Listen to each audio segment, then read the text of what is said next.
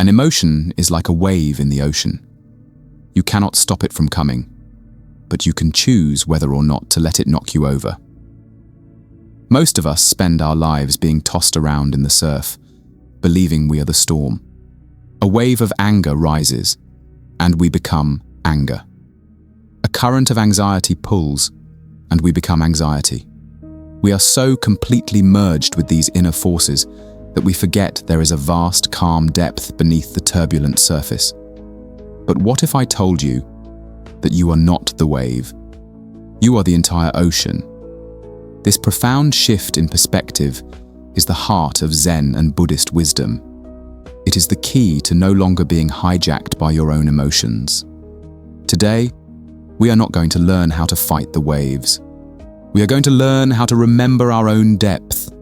This is a journey to understand the beautiful, intricate, and powerful illusions of our own minds, and in doing so, to find the freedom that has been waiting for us all along.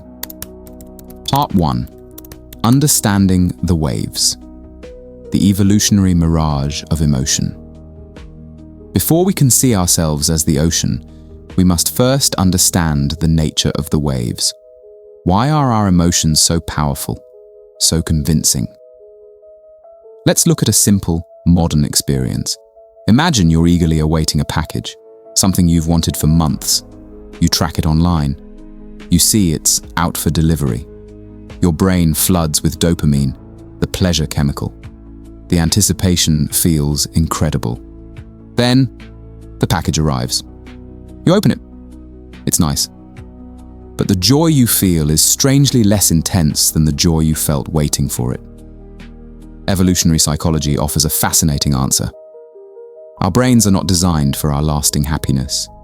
They are designed for our survival and the propagation of our genes. To keep us striving, nature gave us a powerful but fleeting reward system. The prize, the actual object or achievement, is less important than the chase. The dopamine hit from anticipation is often stronger than the one from arrival, because it's the wanting that keeps us moving and achieving. Actions that were essential for our ancestors' survival. The Buddha saw this 2,500 years ago, not through brain scans but through deep introspection. He identified this constant state of wanting and dissatisfaction as dukkha, often translated as suffering. He realized that life feels like a struggle because our happiness is always tied to a fleeting reward, a carrot on a stick that our own biology is dangling in front of us. This applies to our negative emotions as well. The anxiety you feel before speaking in public is an echo of an ancient survival mechanism. The fear of being judged by the tribe, which once meant exile and death. That fear is a powerful illusion, a ghost from a time long past, projected onto a modern conference room. As the Stoic philosopher Epictetus wisely said, we are disturbed not by what happens to us, but by our thoughts about what happens.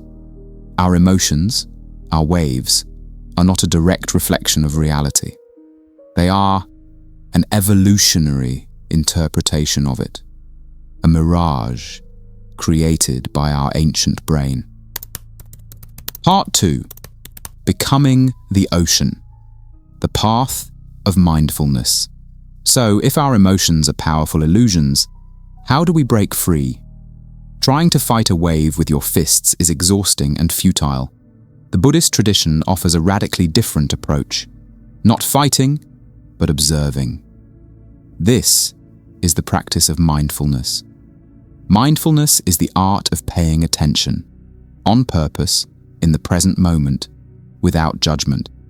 It is the simple yet profound act of becoming a calm, curious observer of your own inner world. A great Zen master might compare an emotion to a cloud passing in the sky. When you are lost in an emotion, it's like you are the cloud, dark, heavy, and stormy. You believe its story completely. But when you practice mindfulness, you shift your perspective. You are no longer the cloud, You are the vast, open, peaceful sky, simply watching the cloud pass.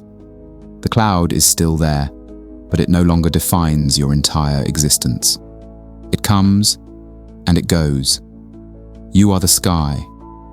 You are the ocean. How do we practice this?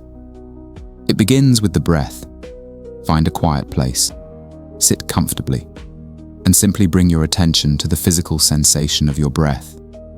The feeling of the air entering your nostrils, filling your lungs, and then gently leaving. Inevitably, your mind will wander. A thought, a worry, a feeling, a wave will arise. This is the key moment. Your job is not to get angry at yourself for getting distracted. Your job is to simply notice, a thought has arisen, and then gently, without judgment, guide your attention back to your breath. Each time you do this, you are building a powerful mental muscle. You are practicing the art of seeing your thoughts and feelings as temporary events in your consciousness, not as absolute truths. The great Confucian philosopher Xunzi spoke of the mind as being like murky water.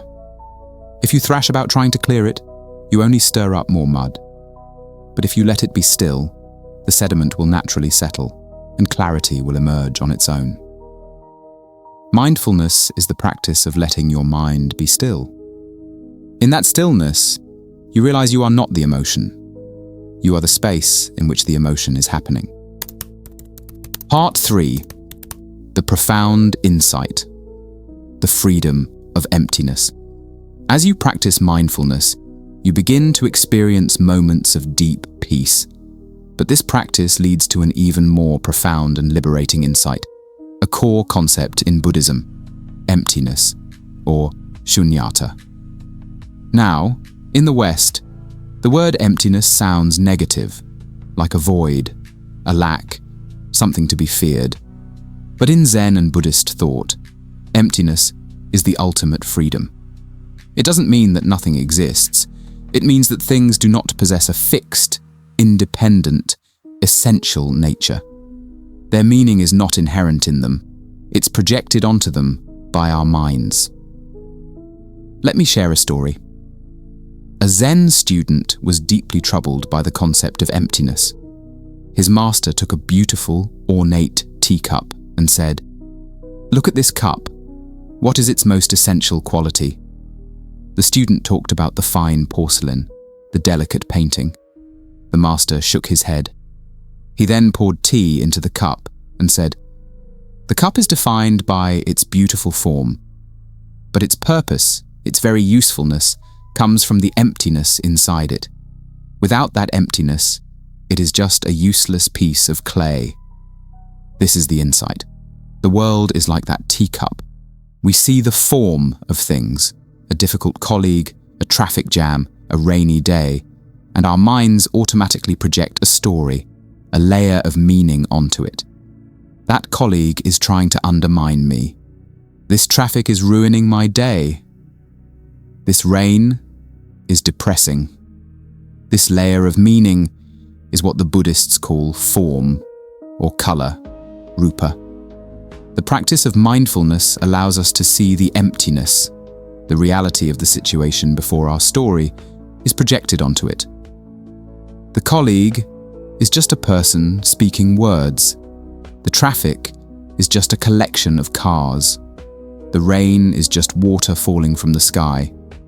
When you see this, you are not denying the reality of the event, but you are liberating yourself from the automatic emotional reaction that your mind has attached to it.